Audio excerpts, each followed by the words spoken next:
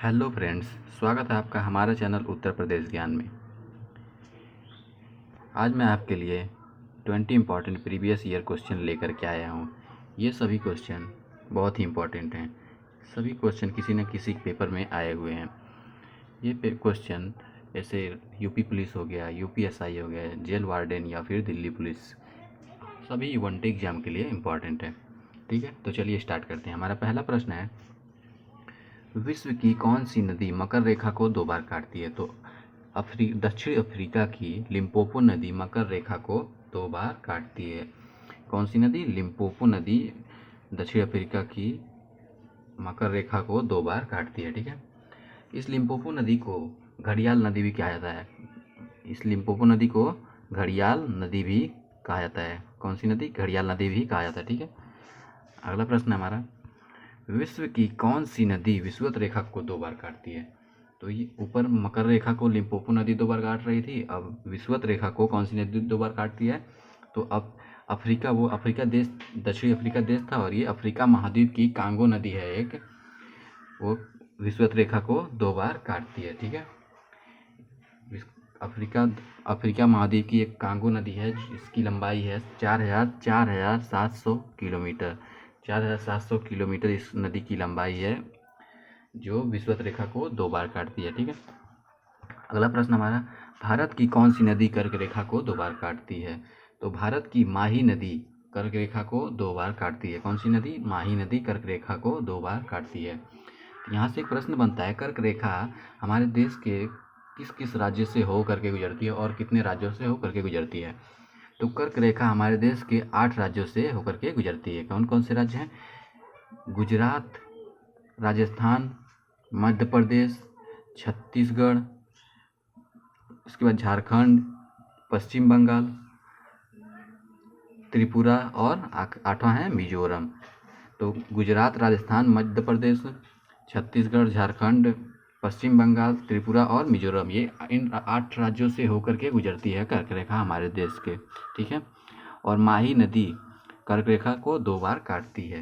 ये काटती किस प्रकार से होंगी? मान लीजिए माही नदी बह रही है और इस प्रकार घूम करके आती होगी और यहाँ से इस कर्क रेखा गुजरती होगी, तो ये ऐसे काटते हुए दिखाया जाता है। ठीक है, कि एक बार जाते हुए और आप वापस आते हुए, जब नदी एक आधा गोले का आकार बनाती है तो किसी रेखा से होकर गुजरती हैं तो उस रेखा को काटती हैं। ठीक है, अगला प्रश्न हमारा, पूरे विश्व में चीतों की सर्वाधिक संख्या किस देश में पाई जाती है? तो हमारे अपने देश भारत में सबसे ज़्यादा चीतों की संख्या पाई जाती है। कितनी? 2226।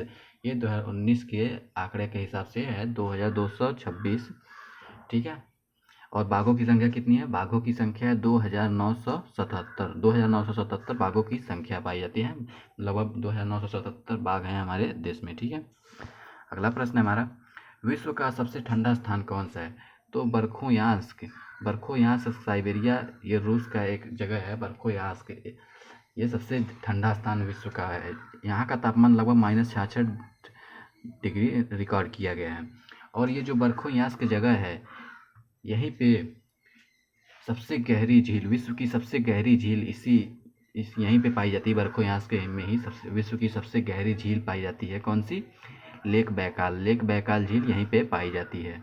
ठीक है, अगला प्रश्न हमारा, poverty and the un-British rule in India नामक पुस्तक के लेखक कौन है? बहुत इंपॉर्टेंट क्वेश्चन है, कई बार पेपर में आ चुका है। Poverty and the un-British rule in India पुस्तक के लेखक हैं दादा भाई नौरोजी। दादा भाई नौरोजी को ग्रैंड ओल्ड मैन भी कहा जाता है। ठीक है, और दादा भाई नौरोजी ने निकास का सिद्धांत को भी प्रतिपादित किया था। किसे? निकास के सिद्धांत को भी प्रतिपादित किया था। किसने? दादा भाई नौरोजी ने। ठीक है, अगला प्रश्न हमारा, डेटम रेखा किसे कहते हैं? तो एक क्षैतिज रेखा जिसके द्वारा ऊंचाई तथा गहराई की पैमाइश की जाती है उसे डेटम रेखा कहा जाता है। मतलब एक ऐसी रेखा जिसके हिसाब से ही किसी जगह की गहराई और ऊंचाई को नापा जाता है, उसे ही डेटम रेखा कहते हैं। ठीक है, इसे ही डेटम रेखा कहते हैं। अगला प्रश्न हमारा, धातु अनुसंधान केंद्र कहाँ पे है? तो धातु अनुसंधान केंद्र कहाँ पे है? जमशेदपुर। धातु अनुसंधान केंद्र कहाँ पे है? जमशेदपुर में है। ठीक है, और इसी प्रकार है केंद्रीय चावल अनुसंधान संस्थान कहाँ पे है? कटक, ओडिशा में है। कई बार ये भी पेपर में आ चुका है। ठीक है, और केंद्रीय खनन अनुसंधान बहुत इंपॉर्टेंट है, धनबाद झारखंड में है, ठीक है, कोयले के लिए जाना जाता है, ठीक है। अगला प्रश्न हमारा, केंद्रीय नमक एवं समुद्री विज्ञान अनुसंधान केंद्र कहाँ पे है? तो भावनगर गुजरात में। जैसा कि हम लोग जानते हैं कि सबसे ज़्यादा नमक कहाँ से हमारे देश में निकाला जाता है? तो गुजरात में निकाला जाता है, क्योंकि इसकी तटरेखा काफ़ी बड़ी है, इसलिए गुजरात में ही नमक सबसे ज़्यादा निकाला जाता है, ठीक है। और गुजरात के भावनगर में ही केंद्रीय नमक एवं समुद्री विज्ञान अनुसंधान केंद्र को स्थापित किया गया, ठीक है। अगला प्रश्न हमारा, महाभाष्य के लेखक कौन है? तो महाभाष्य के लेखक हैं पतंजलि। महाभाष्य के लेखक कौन है? पतंजलि। पतंजलि किस वंश से संबंधित है? शुंग वंश से संबंधित है पतंजलि। पतंजलि किस वंश से संबंधित है? शुंग वंश से। पतंजलि ने एक और किसी लिखा है योग सूत्र। किस योग सूत्र की भी रचना पतंजलि ने ही की थी, ठीक है। अगला प्रश्न हमारा, सही मिलान कीजिए, मतलब किसने किस चीज़ का वो स्थापना किया था, ठीक है। तो फतेहपुर सीकरी के बहुत इंपॉर्टेंट है, ये तो सबको मालूम। फतेहपुर सीकरी का स्थापना किसने किया था? अकबर ने किया था। जौनपुर की स्थापना किसने की थी? फिरोज तुगलक ने की थी। आगरा शहर की स्थापना, ये भी कई बार पेपर में आ चुका है, आगरा शहर की स्थापना करने वाला कौन है? सिकंदर लोदी। और जामा मस्जिद जो बदायूं में है, जामा मस्जिद, उसकी स्थापना किसने की थी? इल्तुतमिश ने की थी। तो इसका जो इसके सामने वाला ही इसका सही ऑप्शन मैंने इसी प्रकार सेट किया कि ताकि कोई दिक्कत ना हो, ठीक है। तो फतेहपुर सीकरी का किसने किया था? अकबर ने। जौनपुर फिरोज तुगलक के द्वारा। आगरा शहर सिकंदर लोदी के द्वारा। और जामा मस्जिद जो बदायूं में है, इल्तुतमिश के द्वारा इसकी स्थापना की गई थी, ठीक है। अगला प्रश्न हमारा, यूपी का प्रसिद्ध पशु मेला कहाँ लगता है? तो यूपी का सबसे प्रसिद्ध मेला बटेश्वर जो आगरा में लगता है। यूपी का सबसे प्रसिद्ध मेला कौन सा है? बटेश्वर आगरा में लगता है। इसी प्रकार से है एक ध्रुपद मेला। कौन सा? ध्रुपद मेला, ये कहाँ लगता है? ध्रुपद मेला लगता है वाराणसी में।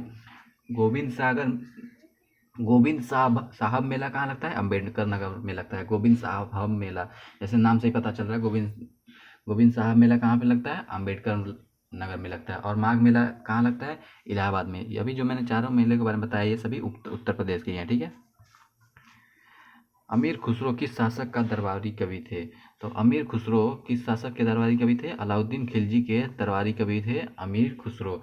अमीर खुसरो को तूतीय हिंद की उपाधि दी गई थी। अमीर खुसरो को ही तूतीय हिंद की उपाधि दी गई थी। अमीर खुसरो ने एक पुस्तक लिखी, बहुत ही फेमस पुस्तक है, तारीख ए अलाई। कौन सी पुस्तक? तारीख ए अलाई। तारीख ए अलाई ने पुस्तक लिखी थी अमीर खुसरो ने, ठीक है। अगला प्रश्न हमारा, विश्व टीबी दिवस कब मनाया जाता है? तो 24 मार्च को विश्व टीबी दिवस मनाया जाता है। मतलब टीबी मतलब ट्यूबरकुलोसिस, ये जो बीमारी वाला है, 24 मार्च को मनाया जाता है। तो इसी प्रकार है कुष्ठ निवारण दिवस, 30 दिसंबर को कुष्ठ निवारण दिवस मनाया जाता है। कौन सा? 30 दिसंबर को कुष्ठ निवारण दिवस। सब बहुत इंपॉर्टेंट है, 16 दिसंबर को कौन सा दिवस मनाया जाता है? तो ओजोन दिवस मनाया जाता है, कि ओजोन परत को ओजोन परत की रक्षा कैसे जाए, उसके बारे में जागरूकता फैलाने के लिए 16 दिसंबर को ओजोन दिवस मनाया जाता है, ठीक है। अगला प्रश्न हमारा, सरदार सरोवर बांध किस नदी पे है? तो अगर सरदार सरोवर बांध किस नदी पे है? नर्मदा नदी पे है सरदार सरोवर बांध। कहाँ पे है? नर्मदा नदी पे। ये सरदार सरोवर बांध कहाँ पे है? नर्मदा नदी पे, गुजरात में। और गुजरात की जीवन रेखा किस नदी को कहा जाता है? गुजरात की जीवन रेखा नर्मदा नदी को ही कहा जाता है। ये जो सरदार सरोवर बांध है, इसकी स्थापना मतलब इसके काम निर्माण 5 अप्रैल 1961 से ही शुरू हो गया था, जवाहरलाल नेहरू के शासनकाल में, लेकिन पूरा बहुत समय बाद हुआ। 5 अप्रैल 2017 को इसका कार्य पूरा हुआ था। काफ़ी सालों बाद इसका काम पूरा हुआ था, ठीक है। अगला प्रश्न हमारा, एशिया की पहली भूमिगत जल विद्युत परियोजना भारत के किस राज्य में स्थित है? तो एशिया की पहली भूमिगत जल विद्युत परियोजना भारत के किस राज्य में स्थित है? जम्मू कश्मीर में स्थित है। एशिया की पहली भूमिगत जल विद्युत परियोजना कहाँ पे है? जम्मू कश्मीर में, ठीक है। अगला प्रश्न हमारा, गंगा और यमुना नदी के बीच के क्षेत्र को क्या कहते हैं? तो गंगा और यमुना नदी के बीच के क्षेत्र को दोआब क्षेत्र कहते हैं। क्या कहते हैं? दोआब क्षेत्र। जैसे इस प्रकार मान लीजिए एक नदी गंगा नदी है, और ये यमुना नदी आके मतलब आगे आके मिल जाती हैं, लेकिन इस क्षेत्र को दोआब क्षेत्र, इसी क्षेत्र को दोआब क्षेत्र कहा जाता है। ठीक है। गंगा नदी की लंबाई कितनी है, यहाँ से एक क्वेश्चन बन जाता है। गंगा नदी की लंबाई है 25-25, याद कर रख सकते हैं 25-25, 2525 किलोमीटर है। और यमुना नदी की लंबाई है 1370 किलोमीटर, 1370 किलोमीटर है यमुना नदी की लंबाई। ठीक है। पोंग बांध किस नदी पर है, पोंग बांध किस नदी पर स्थित है, तो पोंग बांध ब्यास नदी पर हिमाचल प्रदेश में स्थित है। पोंग बांध है ब्यास नदी पर हिमाचल प्रदेश में। और यहाँ से क्वेश्चन बनता है, ब्यास नदी का प्राचीन नाम क्या है। ब्यास नदी का प्राचीन नाम है ब्यास नदी का विपाशा। क्या नाम है, विपाशा नाम है ब्यास नदी का प्राचीन नाम। ठीक है। अगला प्रश्न हमारा ये करंट अफेयर से संबंधित है। 6 अगस्त 2020 को से यूपीएससी के नए अध्यक्ष कौन बने हैं, तो ये प्रदीप कुमार जोशी 6 अगस्त 2020 से यूपीएससी के नए अध्यक्ष बने हैं।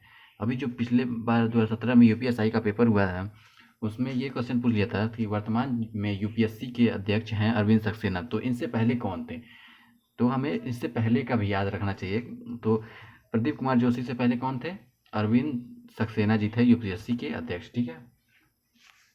अगला प्रश्न है हमारा, किस संशोधन के अंतर्गत मतदान की उम्र 21 वर्ष से घटा करके 18 वर्ष कर दी गई थी, तो 61वां संशोधन अधिनियम 1989 के द्वारा 21 वर्ष से घटा करके 18 वर्ष कर दी गई थी मतदान की उम्र।